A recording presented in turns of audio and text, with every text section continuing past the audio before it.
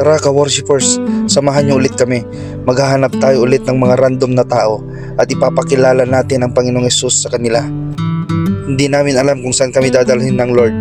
Pero nung makita na namin ang aming target, syempre, wag natin kalilimutan ang manalangin. Lord, salamat po Panginoon sa oras na ito na pinagkaloob mo sa amin, Panginoon. Bigyan niyo po kami, Lord, ng lakas ng loob na i-share ang iyong salita. And pray po, Panginoon, ang lahat po na ngayon makakausap ay hipuin niyo po, Panginoon, sa pamagitan ng iyong kapangyarihan.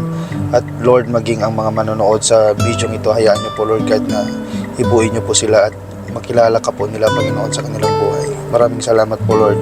Magre-rely lang po kami, Panginoon, sa iyo. Hayaan niyo po ang iyong banal na espiritu ang mangusap, Lord God, sa lahat po, Panginoon, ng aming makakausap. Sa iyo lang po ang lahat ng papuri po sa lahat pagdakil in Jesus' name.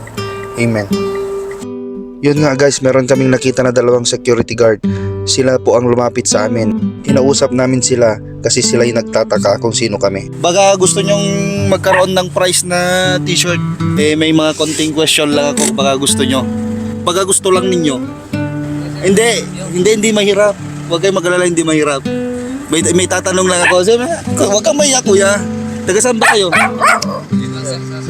Santa Ana, saan parte dito sa Santa Ana? San Vicente. Oh. Naniniwala ba kayo na merong Diyos? Siyempre sir. Siyempre. Pero naniniwala ba tayo na lahat tayo ay merong kasalanan? Yes sir. Ha? Kuya, naniniwala ka na meron tayong kasalanan? Ito po yung question ko. Ano po yung Bible verse natin? Kung naniniwala tayong may Diyos. Yung memorize na verse. Memorize na verse. John 3:16 po. Ano ba yung sabi ng John 3:16? Ilocano po. Kuya Ilocano. Nakasalauna iti panagaya ti Diyos ti lubong. So amin ang mamatik yung kuha na saan amatay no tigat at dagdag nagnanayon.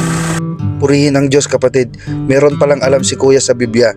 Habang kami nag-uusap, biglang umambon, lumalakas yung ulan. Kaya bumaba ako at tinanong ko sila kung pwede doon na lang kami sa loob.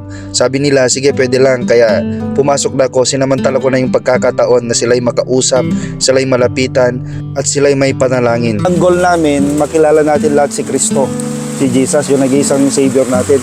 Bakit ko tinanong kung bakit naniniwala kayo na may kasalanan? Tama yun ka-worshipers, lahat tayo ay mayroong kasalanan. Ang sabi po ng Romans 3:23, walang sino man ang nakaabot sa pamantayan ng Diyos. At ang sabi niya pa sa Romans 6:23, ang kabayaran ng kasalanan ay kamatayan, ngunit ang kaloob ng Diyos ay buhay na walang hanggan. Meron tayong ABC of salvation. Admit mo muna na meron kang kasalanan, maniwala ka kay Jesus, at ikumpisal mo na si Jesus ay Lord ng buhay mo. Ibig sabihin, kagaya nung kanina tinanong ko kayo, dalawa. Anong pangalan mo, kuya? You sir. You? Yes sir. Randy. Kaya kuya Yu Randy. Bakit ko kayo tinanong kanina? Kasi di ba kailangan i-accept muna natin, sabi ng 1 John 1:9. Kapag kinumpisal ng ating mga labi sa harapan ng Diyos ang ating mga kasalanan, tayo ay patatawarin sapagkat siya ay tapat na Diyos at matuwid. Dapat aminin po muna natin ang ating kasalanan, yun po ang una. At ang pangalawa po ay dapat maniwala ka na si Jesus tagapagligtas natin, kasi kahit anong gawin natin hindi tayo maliligtas sa anumang religion. Isa lang yung pinako dun sa krus ng Kalbaryo, si Jesus lang. Yes, diba? Tapos ang sabi niya po doon, confess. Ikumpisan natin na si Jesus ay Lord ng buhay natin. Maniwala tayo na si Jesus namatay dahil sa ating mga kasalanan. Tapos, kinukumpisan natin na si Jesus ay Lord ng buhay natin. Diba? Yes sir. So, ibig sabihin, kung wala si Jesus sa atin, walang kaligtasan. Si Jesus lang yung kaligtasan walang iba. So, yun yung goal namin. Okay. Kung tatanungin ko kayo, gusto nyo bang tanggapin si Jesus sa buhay nyo? 100% sir. 100%. Meron ba tayong prayer request kaya? Baka meron tayong mga hiningan sa Lord, idagdag natin sa panalangin natin bago tayo magdiwalwala. Yes sir. Anong prayer request? Maging maganda sana sir ang pamumuhay. Lahat naman tayo gusto natin magandang pamumuhay. Si Yes, Jesus sir. ang susunod. Kuya Randy. Sana ganda yung naging kinabukasan na anak sa Anak, ilan ang anak mo kuya? dalawa. Dalawa. Sige. Bago tayo manalangin, pwede bang sumunod muna kayo sa atin sa isang maikling panalangin? Prayer of acceptance lang. Isang minuto lang. Sabihin lang natin yung ano yung sasabihin ko.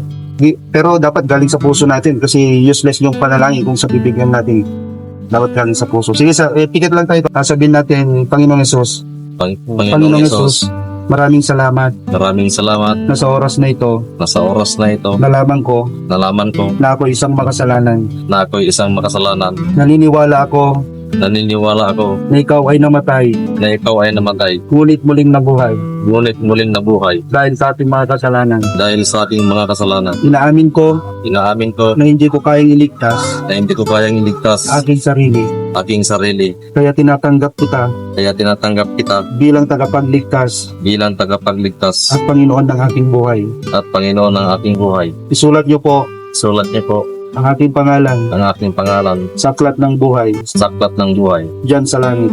diyan sa langit. Maraming salamat po, Panginoon. Maraming salamat po, Panginoon. At nalang manalangin, Lord, salamat po sa buhay po, Panginoon, ni Kuya Yu at saka si Kuya Randy, Panginoon. Patuloy na i-bless niyo po sila, ang kanilang secret position, Lord God, ang kanilang hinihiling, Panginoon, magkaroon po ng magandang buhay at kinabukasan, Panginoon, ang kanilang mga anak. Kaya niyo po, Lord God, i-bless niyo po sila, pagkalooban niyo po sila, Panginoon, ng iyong banal na Espiritu upang sa ganun, Lord God, mapagtagumpayan nila ang anumang hamon ng buhay na ito. Sa iyo lang po ang lahat ng papuri, pasalamat, pagdakilan, in Jesus' name. Amen and amen. Hallelujah. Amen. So yun guys, binigay nga po namin ng t-shirt na may tatak po na Worship 777. Tulungan nyo po kami mga ka-worshipers na ipag-pray po si Brother Yu at Brother Randy upang mas makilala po nila ang ating tagapagligtas.